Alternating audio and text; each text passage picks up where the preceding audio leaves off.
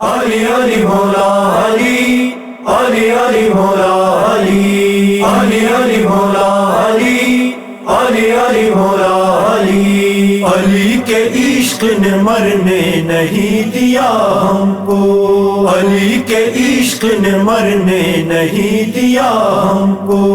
مٹا دی بیچ میں حائل تھی سرحدیں جتنی، علی کے عشق نے کم کر دی دوریاں کتنی، علی کے نام سے ملتی تھی روشنی اتنی، علی کے عشق میں گزری تھی زندگی اپنی۔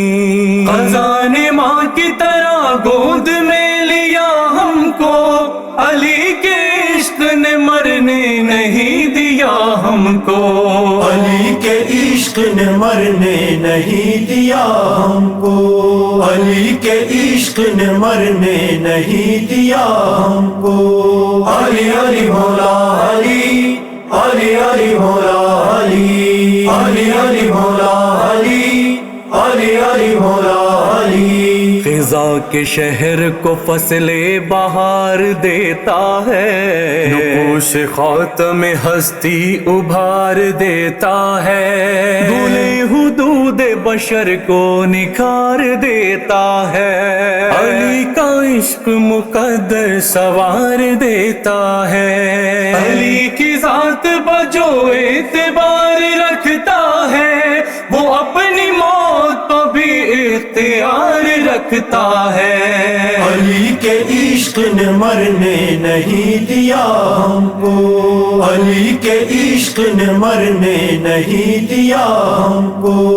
علی علی مولا علی، علی علی مولا علی، علی علی مولا علی، علی علی مولا علی۔ علی کے عشق سے خود کو سوار رکھا ہے، علی کے عشق کو دل میں اتار رکھا ہے، علی کے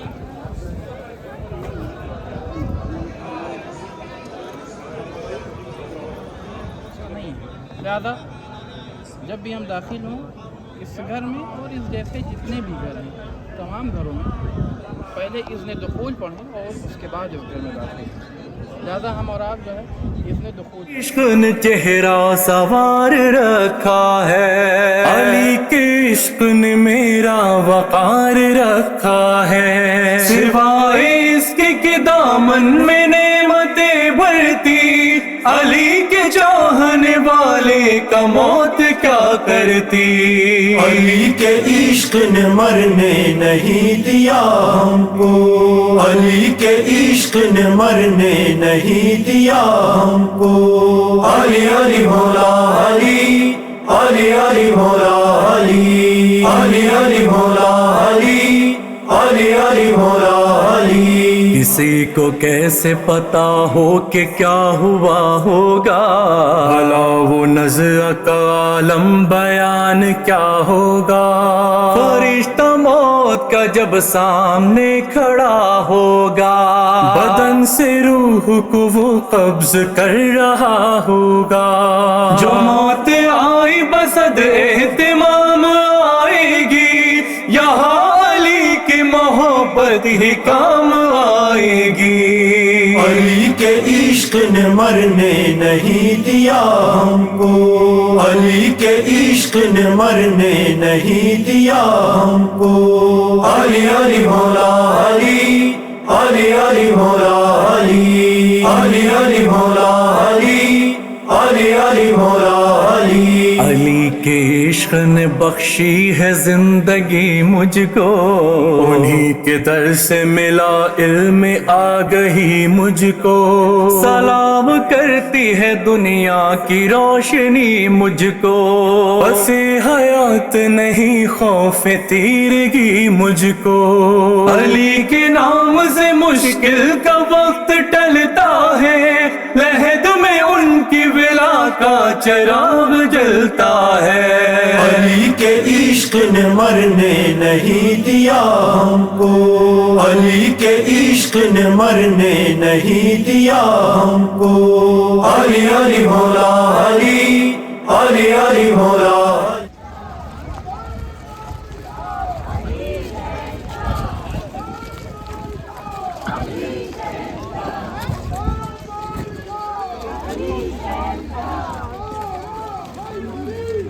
علی یا علی یا علی مدد، علی علی علی علی علی علی علی علی.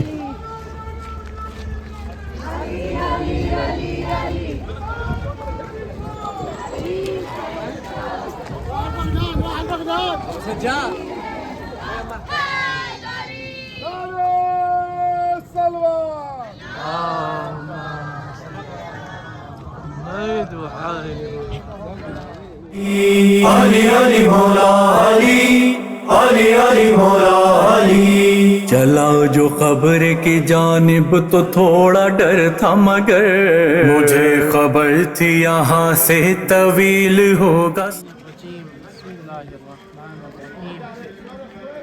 اللہم صل علی محمد وآل محمد وعجل فرجہ.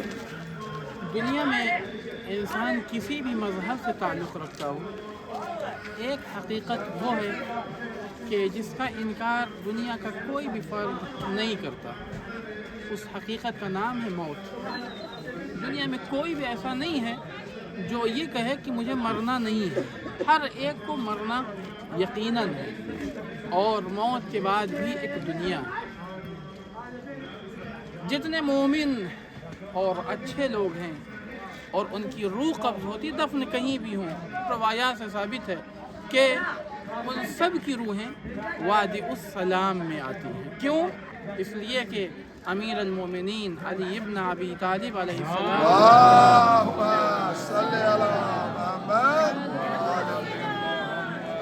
قرب کی وجہ سے، چونکہ امام کا روضہ قریب ہے، امام کی قبر قریب ہے، لہذا جو افراد امام علیہ السلام کے آس اور پڑوس میں ہوں گے وہ بھی امان میں ہوں گے. کس کی وجہ سے؟ اچھا، ہو سکتا ہے کوئی یہ بھی سوال کرے کہ کوئی ایسے کو دفن کر دیا جائے اس سرزمین پر کہ جو منافق ہو، جو اچھا نہ ہو، پھر کیا اس سے بھی عذاب کا؟ جیسے روایت یہ ہے کہ دنیا کی کسی کونے میں مومن دفن ہو، وادی السلام میں اس کی روح آتی ہے. اسی طریقے سے اگر کسی منافق کو یہاں دفن بھی کر دیا جائے، اس کی روح یہاں باقی رہنے والی نہیں ہے. یہ صرف اچھی روحوں کی جگہ ہے. روایات میں ہے کہ 70,000 انبیاء اس جگہ کے اوپر مدفون ہیں، اس جگہ کے اوپر دفن کیا گیا. جس جگہ کے اوپر ہم اور آپ کھڑے ہیں، امام جعفر صادق علیہ السلام اور ہمارے آخری زمانہ اجل اللہ تعالی شریف کا مقام. ابھی کچھ دیر پہلے وہاں بھی ذکر کیا تھا امام جعفر صادق کا مقام کا کیا مطلب. امیر المومنین علی ابن ابی طالب علیہ السلام کے قبر کا انکشاف امام صادق علیہ السلام نے کیا ہے. یعنی اس سے پہلے تک لوگوں کو امام کی قبر کا علم نہیں تھا. ایک ہرن جسے ایک درندہ دوڑائے ہوئے تھا، وہ بار بار اس قبر پہ آ کے رک جاتا تھا، اور جیسے ہی اس قبر کے آس پاس ہوتا تھا وہ درندہ اس کے قریب بھی نہیں جاتا تھا. کسی صحابی نے سوال کیا امام جعفر صادق علیہ السلام سے، فرزند رسول آخر ماجرا کیا ہے؟ وہ پورے راستے اس کے پیچھے ہے، لیکن جب اس مقام پر ہرن پہنچتا ہے وہ درندہ اسے نقصان نہیں پہنچاتا، اس کے قریب نہیں جاتا. وجہ امام نے فرمایا اما تعرف ھذا الموضع موضع قبر جدی، یہ جگہ میرے جد کی قبر کی جگہ. اور اب روایت میں آپ کی خدمت النفس سے روایت ذکر کروں.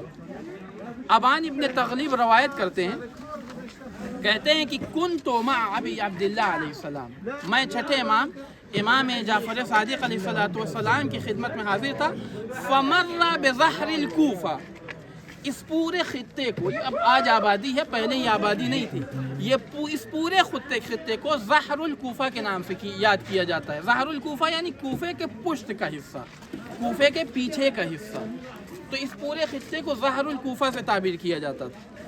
ابان کیا کہتے ہیں، میں چھٹے امام کے ساتھ تھا، مرہ بظہر الکوفہ، ہم زہر کوفہ پشت کوفہ سے گزرے، فنزل، امام جعفر صادق علیہ السلام ایک جگہ رکے، فصلی رکعتین، 2 رکعت نماز پڑھی، ثم سار قلیلا، پھر تھوڑی دور اور آگے بڑھے، فصلی رکعتین، پھر 2 رکعت نماز پڑھی، ثم قلیلا، پھر تھوڑی دور آگے بڑھے، فصلی رکعتین، جب اب 2 رکعت نماز پڑھی، اس کے بعد امام نے خود ہی سے کہا ھذا موضع قبر امیر المؤمنین، یہ جو جگہ ہے ہمارے جد امیر المؤمنین علی ابن ابی طالب علیہ السلام کے قبر کی جگہ ہے۔ 2 جگہ اور نماز پڑھی، وہ کون سی جگہ تھی؟ اور سائل نے بھی سوال کیا، قال، ابان ابن تغلب کہتے ہیں میں نے فوراً سوال کیا، جعلت فداک والموضعان اللذین صلیت بہما، 2 جگہ اور آپ نے نماز پڑھی ہے، وہ کون سی جگہ ہے؟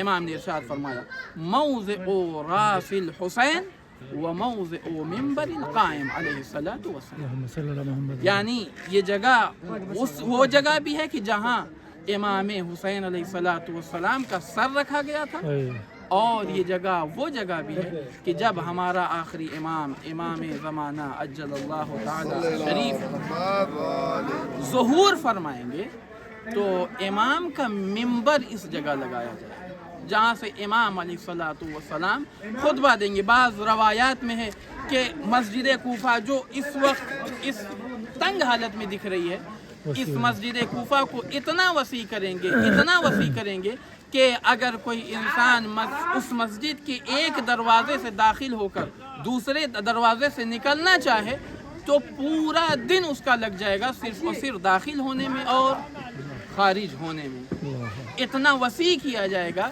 کس کو؟ کوفہ۔ اور امام علیہ السلام جب ظہور فرمائیں گے تو کعبے کی دیوار سے ٹیک لگا کر آواز دیں گے کہ جو بھی ہمارے چاہنے والے ہیں، اور البتہ امام کے ظہور کی علامات میں سے 5 علامتیں حتمی ہیں جو ہو کے رہیں گی، ان میں سے ایک علامت ندا ہے، ندا دی جائے گی، آواز دی جائے گی۔ آواز کیا ہوگی؟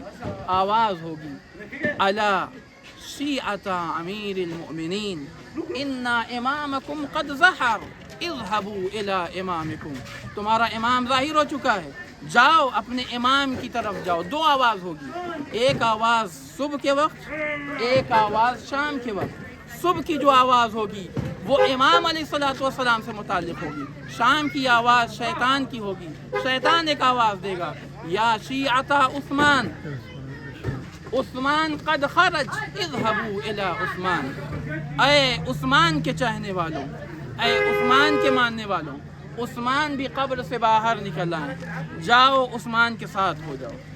اب یہ انسان اگر مومن ہے تو وہ جبرائیل کی آواز پہ لبیک کہے گا، شیطان کی آواز پر لبیک نہیں کہے گا۔ اور امام علیہ السلام اس کے بعد ظہور فرمانے کے بعد ان جگہوں کی طرف آئیں گے اور اپنے چاہنے والوں کو، خاص طور سے جیسا کہ میں نے آپ کی خدمت میں ذکر کیا کہ مومن کی روحیں کہاں ہوں گی؟ وادی السلام میں۔ امام علیہ السلام اپنے چاہنے والوں کو یہاں قبروں سے اٹھائیں گے اور اٹھا کر کہیں گے کہ چلو ہمارے ساتھ خون حسین کا انتقام لینا، خون حسین کا انتقام لینا ہے، بعض روایات میں ہے۔ اور اب اس کے بعد امام علیہ السلام جب تلوار چلائیں گے اتنا خون بہایا جائے گا، اتنا خون بہایا جائے گا کہ کہنے والے یہ کہیں گے کہ یہ ابن فاطمہ نہیں ہے، ابن فاطمہ اتنا قتل و غارت نہیں کر سکتا۔ امام فرمائیں گے اگر حسین کے خون کے بدلے ساری دنیا کو خون آلود کر دیا جائے تو ساری دنیا کا خون آلود کرنا کم ہے، کیوں؟ خون حسین عظیم۔ لہذا یہ 2 مقام ہیں، مقام امام جعفر صادق علیہ السلام اور مقام امام زمان علیہ السلام۔ 2 رکعت نماز مقام امام جعفر صادق اور 2 رکعت نماز مقام امام زمان अज्जल अल्लाह ताला शरीफ। इससे पहले कि ये जो मुश्किलें यहाँ आएंगी क्या किसी को खबर, सदा ये दिल से निकलती थी आइए हैदर। उधर जो देखा कोई शहसवार आता है कमर में बांधे हुए। जनाब सालेह नबी की कब्र।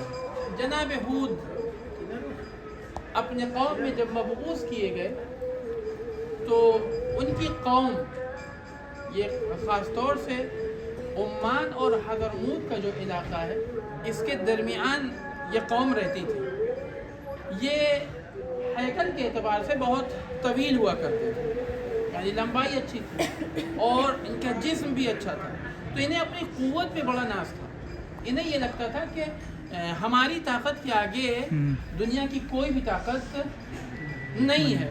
जनाब हूद इन्हीं में से थे, अलग से नहीं, बाहर से नहीं थे, इन्हीं में से थे और इनकी तरफ मबऊस किए गए और इन्हें अल्लाह की तरफ बुलाते थे कि अल्लाह का इकरार करो, अल्लाह की इबादत करो, तकब्बुर से काम न लो। अल्लाह पहले तकब्बुर करने वालों को भी अल्लाह ने बर्दाश्त नहीं किया। सबसे पहले अगर तकब्बुर किसी ने किया, वो किसने किया? इब्लीस ने। इब्लीस ने यही तो कहा, परवरदिगार तूने मुझे आग से खल्क किया, इसे मिट्टी से खल्क किया। कहा जैसे ही तकब्बुर का मसला आया, अल्लाह ने कहा नहीं, हमारे यहाँ सब कुछ बर्दाश्त हो सकता है, तकब्बुर बर्दाश्त के लायक नहीं है। किब्रियाई सिर्फ हिस्सा है परवरदिगार आलम का। लेकिन जब जनाब हूद ने इन्हें अल्लाह की तरफ बुलाना शुरू किया, ये कहते थे कि ये दीवाने हो गए। और ये हर कौम का दस्तूर रहा है कि जब भी कोई नबी किसी को दावत हक देता है तो ये लोग कहते हैं कि ये तो दीवाने हो गए, ये तो पागल हो गए, इनका दिमाग काम नहीं कर रहा है। जनाब हूद बुलाते रहे, लेकिन इनका नहीं, हम आपकी तरफ आने वाले नहीं हैं। जब ये हद से ज़्यादा बढ़ गए और अब सिर्फ पागल और दीवाना नहीं, जनाब हूद को अज़ियत देने लगे, तो अल्लाह ने इन पर अज़ाब नाज़िल किया, जिस अज़ाब की बुनियाद के ऊपर ये सब के सब ख़त्म हो गए। ये सब किस्से हैं, वाक़यात हैं। हमें इन वाक़यात से इबरत की ज़रूरत है। हमारे सामने जो ये वाक़यात ज़िक्र किए जाते हैं वो इसलिए नहीं कि हम सुने कि जनाब हूद के साथ क्या हुआ था, जनाब सालेह के कौम के साथ क्या हुआ था। वो हमारे लिए ज़िक्र करने का मकसद ये है कि हम इससे इबरत हासिल करें। आखिर इस कौम पर अज़ाब क्यों हुआ था, हमें जानने के बाद क्या करना चाहिए। जनाब सालेह भी जिस कौम में मबऊस किए गए, कौम समूद में मबऊस किए गए हैं जनाब सालेह, और जब इन्होंने अल्लाह की तरफ बुलाया है लोगों को, तो लोगों ने मजाक उड़ाते हुए कहा ठीक, अगर आप अल्लाह के रसूल हैं तो कोई मोजज़ा दिखाइए। का मोजज़ा देखना चाहते हो? जनाब सालेह ने एक पत्थर से अल्लाह से दुआ की, एक पत्थर से एक नाका खल्क किया गया, एक पत्थर से एक नाका खल्क हुआ। और ये उन चीज़ों में से है कि जो बग़ैर माँ और बाप के खल्क, जैसे जनाब आदम बग़ैर माँ बाप के खल्क हुए, ऐसे नाक़े सालेह बग़ैर माँ बाप के खल्क एक पत्थर के ज़रिए से वजूद में आया। इस नाक़े की सिफत ये थी, पूरी कौम इस नाक़े के दूध से सैराब होता था और ये नाक़ा उसी तरीके से। लेकिन ज़ालिमों ने क्या किया, जिस नाक़े से सैराब हो रहे थे उसी नाक़े को कत्ल कर दिया, उसी नाक़े के पैर काट दिए, जिसके नतीजे में अल्लाह ने कई किस्म के अज़ाब नाज़िल किए। इन पर बिजली का अज़ाब नाज़िल किया गया, इन पर आंधी का अज़ाब नाज़िल किया गया और मुख्तलिफ़ तरीक़े के अज़ाब उठाए जाते थे। और इनसे कहा जाता था क्या अब तुम राह रास्त पर आ गए हो? ये हर बार यही कहते थे कि हम उससे भी ज़्यादा जुल्म करेंगे, इस नाक़े के साथ भी और जनाब सालेह के साथ। नतीजतन इन्हें ख़त्म कर दिया गया। जनाब हूद की कौम भी अज़ाब की नज़र हो गई, जनाब सालेह की कौम भी अज़ाब की नज़र हो गई। जैसा कि मैंने आपकी खिदमत में अर्ज़ किया, नबी ने क्या किया, हक़ की दावत दी। कौम ने क्या किया, उस हक़ की दावत के मुकाबले में उन्हें दीवाना कहा, उन्हें जादूगर कहा, उन्हें बेवकूफ़ कहा। और आज भी तकरीबन अगर हम देखें तो जो हक़ की दावत देता है, जो हक़ की तरफ बुलाता है, उसे दीवाना समझा जाता है, उसे बेवकूफ़ समझा जाता है, उसे समझा जाता है शायद इसके पास अक्ल नहीं है। लेकिन ये मुख्तसर सी दुनिया जब ख़त्म होगी اور ملک الموت ہر ایک کے پاس آئے گا اور کہے گا اب تمہارا وقت ختم ہو چکا ہے، اپنا سامان باندھو اور چلو۔ اس وقت انسان کو احساس ہوگا، عقل مند کون تھا، بے وقوف کون، اس وقت احساس ہوگا۔ امیر المومنین علی بن ابی طالب علیہ السلام ارشاد فرماتے ہیں دنیا میں انسان کی مثال ایسے ہے کہ جیسے کسی انسان کے پیچھے ایک ہاتھی لگا ہوا ہو اور یہ انسان ایک درخت پر چڑھ گیا، اتفاق سے جس ڈال پر بیٹھا تھا 2 چوہے اس ڈال کو کاٹ رہے تھے، اوپر سے شہد ٹپک رہا تھا، نیچے اس ڈالی کے نیچے، اس درخت کے نیچے کنواں ہے، جس کنواں میں سانپ اور بچھو بیٹھے ہوئے ہیں جو اس آس میں ہے کہ کیسے یہ نیچے آئے اور ہم اسے اپنا لقمہ بنائیں۔ یہ انسان اس شہد کے چاٹنے میں مشغول ہو گیا اور سب کچھ بھول گیا، نہ ہاتھی یاد رہا، نہ چوہا یاد رہا اور نہ نیچے۔ انسان کی مثال ایسے ہی ہے، ملک الموت انسان کے فراق میں دوڑ رہے ہیں کہ اس کا وقت ختم ہو اور اسے اپنے چنگل میں لیا جائے۔ دن اور رات انسان کی زندگی کو کاٹ رہے ہیں، ہر دن انسان کی زندگی سے کم ہو رہا ہے اور جہنم کی آگ آمادہ ہے، تیار ہے کہ تم نے برائی کی ہے، آؤ ہم تمہیں اپنا لقمہ بنانے کے لیے تیار ہیں۔ لیکن یہ انسان ہے کہ یہ دنیا کی چکا چوند میں مہو ہو کر سب کچھ بھول جاتا ہے کہ کاش ہم بھی زیارت کرنے والوں میں سے ہوتے۔ یہ شرف ہے، لیکن اس شرف کو برقرار رکھنا ہے۔ برقرار کیسے رکھیں؟ برقرار رکھنے کا طریقہ یہ ہے کہ عمل صالح کریں، نیک عمل انجام دیں۔ گزشتہ زندگی جیسا کہ آپ کی خدمت میں ذکر کیا، زیارت کے بعد فرشتہ کہتا ہے گزشتہ زندگی جو تھی ختم، اللہ نے تمہارے سارے عمل کو معاف کر دیا۔ ہمارے صادق فرماتے ہیں ملک آ کے کہتا وَاسْتَعْنَ فِي الْعَمَلِ، نئے سرے سے عمل کرو، گزشتہ ساری زندگی بھول جاؤ، تم نے کیا برائی کیا بھول جاؤ، جو نیک عمل ہے وہ تمہارے نامہ اعمال میں درج ہے، گزشتہ برائی سب بھول جاؤ۔ اللہ نے تمہیں ایک نئی زندگی دی ہے، اللہ نے آپ کو ایک نئی زندگی دی، وہ کیسے؟ ائمہ علیہ الصلوۃ والسلام کے قبور کی زیارت۔ السلام علی انصار اللہ و خلفائہ، السلام علی محال معرفت اللہ۔